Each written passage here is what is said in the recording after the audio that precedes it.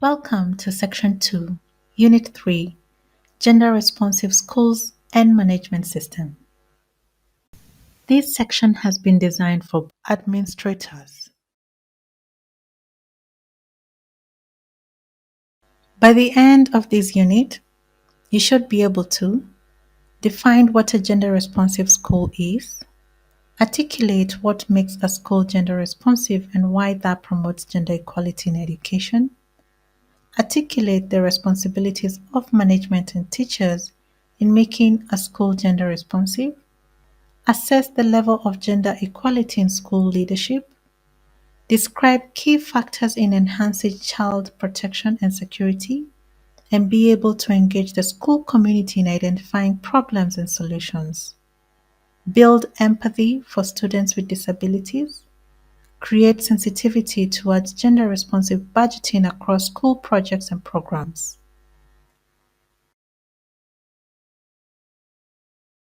In order to create a gender responsive school, the academic, social, and physical environment must be taken into account to ensure they support the needs of both boys and girls.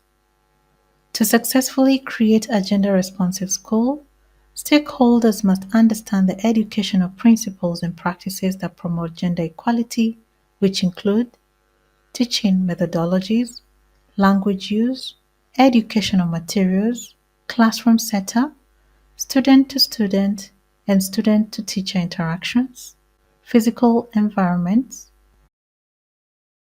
Each of these must be gender responsive and learner centered.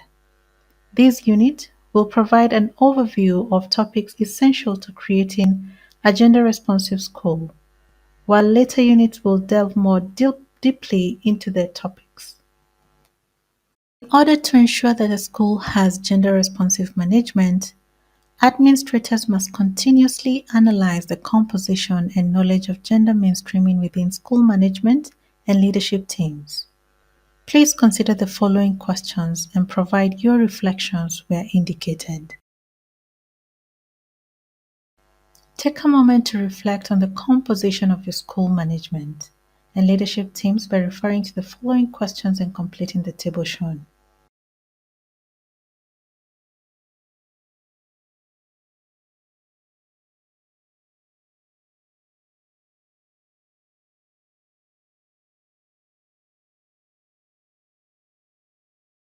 Questions. What is the current understanding of gender mainstreaming among management and leadership? How is gender reflected in the following bodies of committees in school listed in the table to the right? Are there some school bodies that have less representation by women? Are there some areas that have less representation by men? Discuss why that might be and what could be done to ensure all areas are gender inclusive. How is gender reflected in the leadership of the school bodies? Are there school bodies that are dominated by female leadership? Which ones are dominated by male leadership? How can we create greater gender equity and parity? Reflect on cultural practices or norms that may be present within the communities your management and leadership comes from. How can these hinder gender equality in education? Reflect on whether there are any existing rules, regulations, and practices in the school that may or may not respond to gender equality. A gender responsive school takes into account the specific needs of both girls and boys and has management systems, policies, and practices in place that recognize and address the gender based needs of both girls and boys.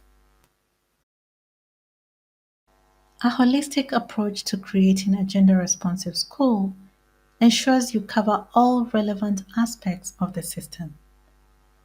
Areas to examine include equality between male and female teachers, gender responsive policies, curriculum and training, cost and infrastructure barriers, connecting with the community. What might be Some examples of equality between male and female teachers. Please write your response.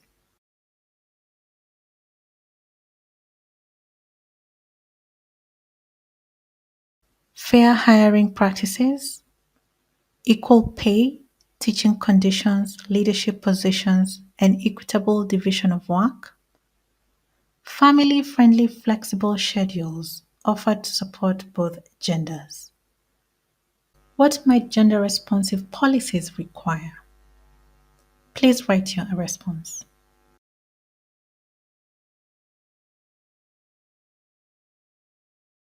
Developing and enforcing codes of conduct for teachers, staff, and students, including a zero tolerance policy to sexual harassment and physical, verbal, or sexual abuse. Commit to encouraging boys and men, girls and women to take the full range of subjects and plan for careers in any area. Commit to fairly sharing chores amongst boys and men and girls and boys at schools and in teacher education institutions. Commit to inclusion in school, including having accessible classrooms and toilets and addressing negative attitudes towards marginalized individuals. Commit to the development of building and infrastructural norms and policies that ensure adequate and separate water, sanitation, and health amenities, including a private space where girls can wash, change sanitary pads, and access disposable bins and sanitary supplies where possible. Enact and implement policies allowing pregnant girls or girls and women with children to continue their education with accommodations. What might you take into consideration when developing the curriculum and training? Please write your response.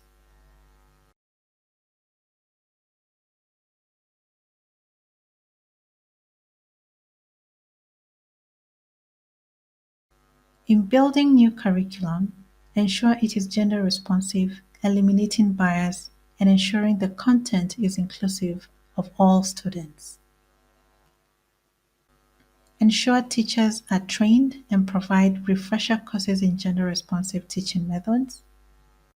Cost and infrastructure concerns include. Please write your response.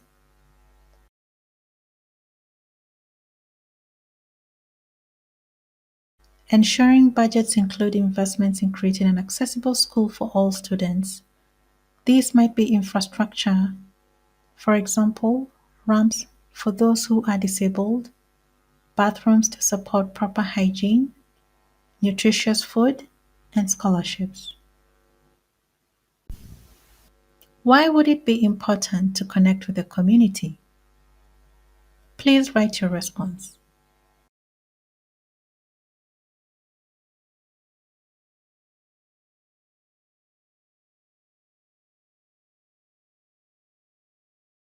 Stakeholders are important partners in supporting boys and girls in accessing a fair and quality education. Engaging them as partners is critical. Chapter 11 in your toolkit delves deeply into stakeholder engagement. This holistic approach specifically addresses the gender responsiveness of the school. However, it can only be effectively applied if the basic standards of an ordinary school are in place. Let's explore the characteristics of an ordinary school. It is assumed that an ordinary school has in place the following: physical environment, academic environment, and social environment. The characteristics of the physical environment are adequate infrastructure, adequate classrooms, laboratories and spaces for STEM, dormitories if needed, dining facilities, library, health facilities, amenities such as water, telephone, transport, electricity, and sanitation, teachers' housing, sports and recreational facilities, favorable ecological environment. The characteristics of an academic environment are student population that matches available facilities, resources, and infrastructure, adequate teaching and learning materials, teachers' guides, textbooks, library books, science equipment and chemicals, computers, adequate qualified and motivated teachers, effective school management systems, functional professional code of conduct for teachers, teacher and student friendly school rules and regulations, periodic in service training for teachers. The characteristics of a social environment are adequate working conditions for teachers, including salaries, housing, and benefits, organized student leadership, sport and recreational activities, operational school management committees, SMCs, Board of Governors, BOGs, parent-teacher associations, PTAs, community involvement in the school operations, inter-school visits and tours, resource mobilization through income-generating projects, grants, etc. There are many examples of successful gender-responsive schools. One such model is the Fawe Centers of Excellence model, where the academic, social, and physical environment of a school and its surrounding community take into account the specific needs of both boys and girls. Gender-responsive characteristics of Fawe Centers of Excellence are that girls have agency, school community has gender awareness, teachers use gender-responsive teaching methods, girls are encouraged to explore all subjects, particularly the STEAM subjects, that is, science, technology, engineering, arts, and mathematics. Bursaries for needy girls and boys. Cases of sexual harassment and pregnancies are drastically reduced. Dropout rates are low and completion rates are high. There is community engagement. Gender-responsive physical facilities are available. Two of the best practices used within Fawe Centers of Excellence include Mothers Educationalist Groups and Toseme Clubs. A Mothers Educationalist Group is a group of 14 community members, including a head teacher, local leader, parent-teacher association chairperson, and a school management committee chairperson. Objectives of the Mothers Educationalist Groups include to ensure enrollment, retention, and completion of education by girls, to raise awareness of communities on cultural practices that have an adverse impact on girls' education, to promote amicable interpersonal relationships between mothers and daughters, to advocate for hygiene, nutrition, child rights with focus on girls, to provide counseling with focus on girls, to ensure availability and adequacy of hygienic sanitation facilities, especially for girls, to work with teachers in schools to eliminate incidents of child abuse and all forms of sexual harassment, to conduct income-generating activities for supporting girls' education, such as cultural events or donated craft sales.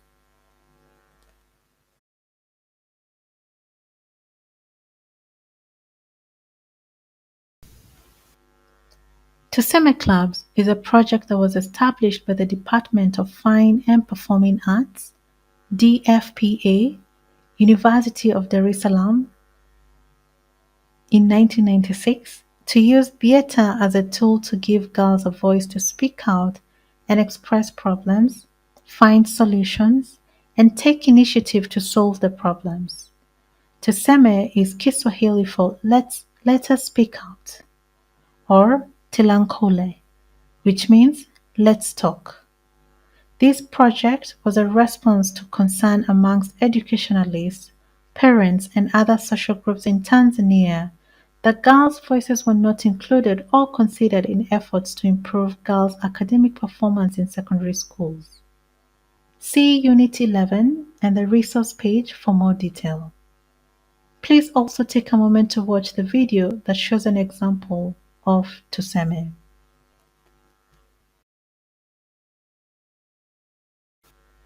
School-related gender-based violence (SRGBV) affects millions of children, families, and communities. It involves acts or threats of sexual, physical, or psychological violence occurring in and around schools, perpetrated because of gender norms and stereotypes, and enforced by unequal power dynamics. School management plays a central role in establishing a safe and gender-responsive learning environment.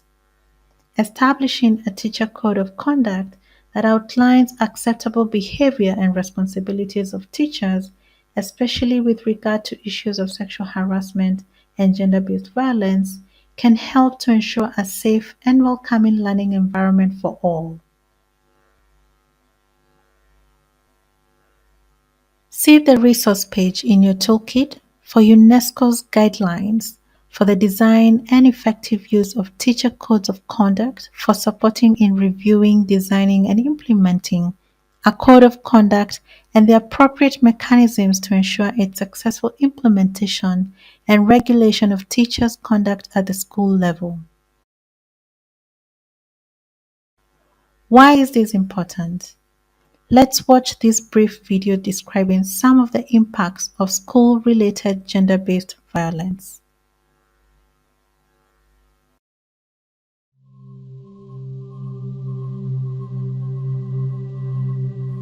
There is nothing that damages a child more than being unhappy at school. So when it comes to bullying, when it comes to sexual violence, when it comes to any form of violence, it makes a child's life an absolute misery. There's a clear connection, even with what could be perceived as a simple barrier as cost of education. It's always linked to the gender aspect, the vulnerability, particularly of girls, and sexual abuse and exploitation and harassment. In almost every country where we do research on the right to education, it comes up and it's systemic. It often responds to serious failures by the education system or the government as a whole to acknowledge it as a central issue and a barrier to both primary but particularly secondary education when adolescents are most exposed and vulnerable to sexual violence. It negatively impacts on participation in learning. So children have to withhold and govern their behaviours and often are quite anxious about who or how to be at school when gender-based violence is going on around them. She's not able to concentrate, or he's not able to concentrate if he knows that any slight mistake, my teacher is going to cane me. We've done pieces of studies and we found out that one of the key factors why they are getting out of school is violence against children in schools. It's contributing at around 20%. They're getting out of school because of corporal punishment, sexual abuse, neglect by parents and teachers. When people are the victims of violence in any form, they're more likely to suffer from mental health distress. Some of them will suffer inwardly and become withdrawn, will not want to participate in the activities happening in the school. Those who are involved in perpetrating violence are also vulnerable. So in the long term, people who engage in forms of violence as young people are much more likely to go on and repeat those patterns of violence in adulthood. They're more likely to become people who take risks with drugs and alcohol and get caught up in other forms of antisocial behaviour. In this activity, we will watch the first half of this short video, paying particular attention to example 1 with Amir and example 3 with Kaya. Following the video, you will share what could be done as a school administrator or teacher to change or resolve the problems faced by Amir and Kaya. Type in the box what you, as an administrator or teacher, could do to change or resolve the problem of bullying experienced by Amir and Kaya. Amir is 10 and attends school in the Middle East. Instead of playing sports like the other boys, he prefers acting and writing poetry. Some of the boys laugh at him, telling him he's skinny and calling him a sissy. Things get worse when one of them picks on him. Soon, everyone is picking on him. Amir's teacher tells him it's a normal part of growing up. His father tells him to grow up and be a man. Around the world, 1 out of every 3 students is bullied by their peers. In many regions, physical bullying is the most common type of bullying, with 16% of bullied children saying they have been hit, kicked, shoved around, or locked in rooms. Far away, in Europe, 13-year-old Rani is experiencing a different kind of bullying. She recently moved there from Asia with her family.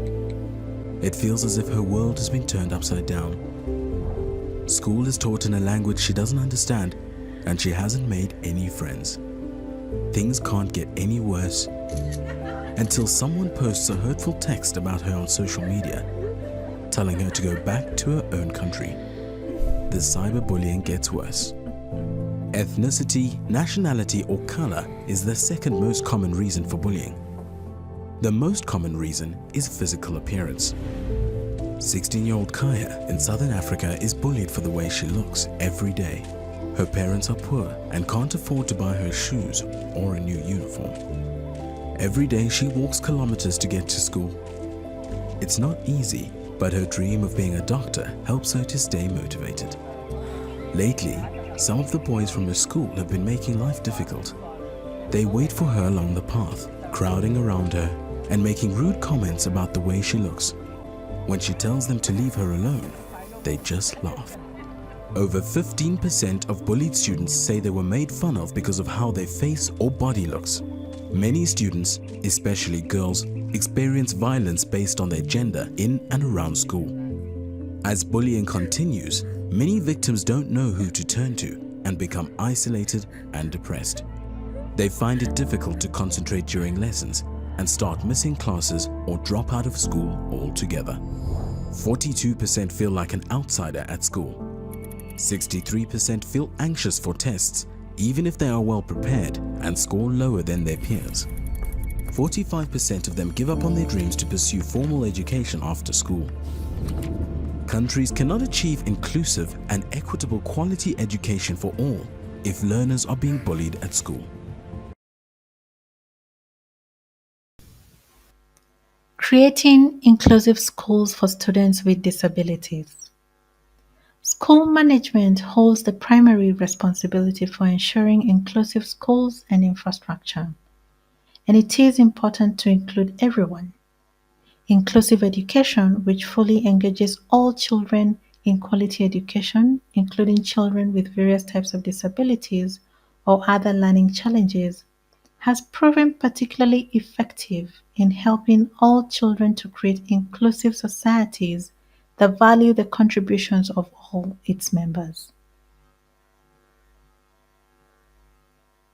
Children with disabilities often face intersecting forms of discrimination. For example, girls with disabilities face both gender discrimination and discrimination due to their disability. These students are even more vulnerable to bullying, harassment, and abuse.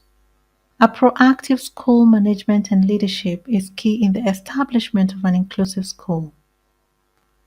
Students with disabilities face stigma and discrimination, in part because people make false assumptions or are unfamiliar with how to provide the necessary support.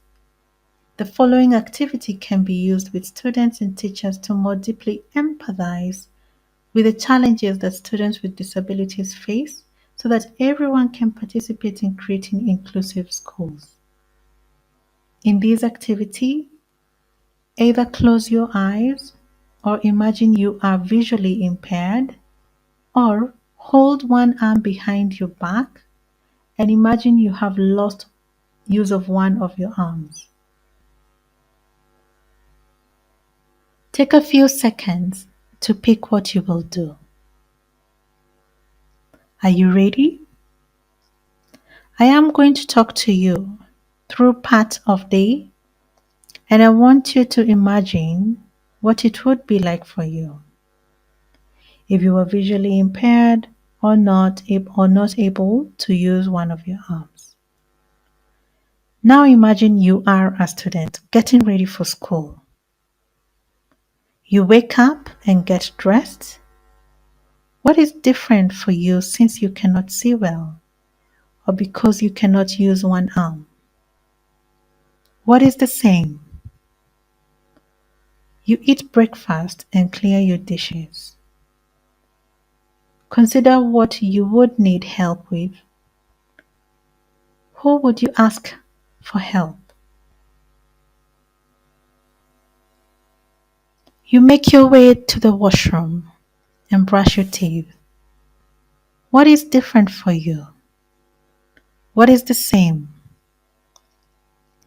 You collect your school books and supplies in a backpack and walk to school. Consider what is challenging about these tasks because of your disability. What is the same? What is different?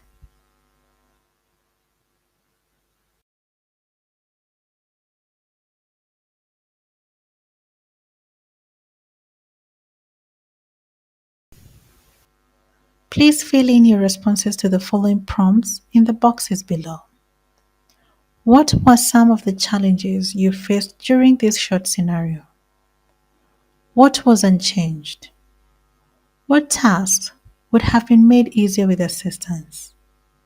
What kind of assistance would have been useful? Why are people mean to other people who have disabilities? How do you think it makes them feel? What do we lose out on as a community when we exclude people with disabilities? How can we make our classroom or schools more inclusive and supportive for everyone? A school's budget reflects the allocation of resources and its work plan. Gender responsive budgeting consists of procedures and tools aimed at ensuring that resources are allocated and used in ways that contribute towards mitigating gender inequalities and thus increasing prospects and opportunities for gender equality and empowerment. UNESCO 2015.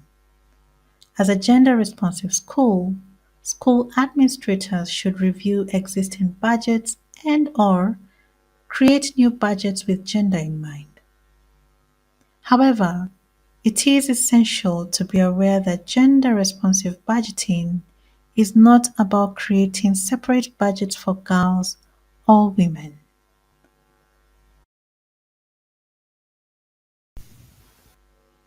Some of the questions that can be useful in performing a gender responsive budget analysis include the following. Does the school have a policy that supports gender budgeting? Who has a voice in budgeting development and decisions?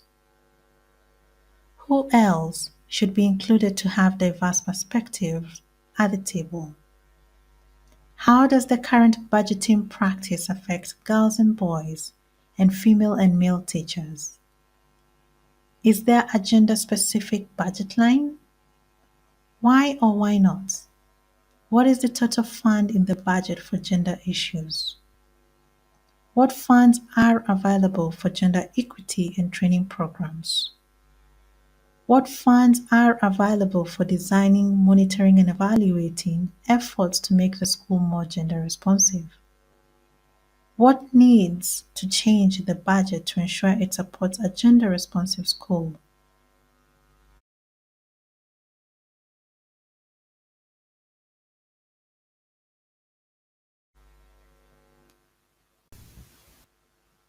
Please upload your responses to the gender responsive budget analysis questions here.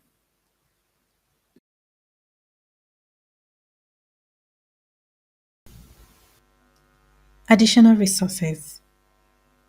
Here are some useful resources you can explore to learn more about some of the topics covered in this unit. Up next, teachers. Up next, administrators.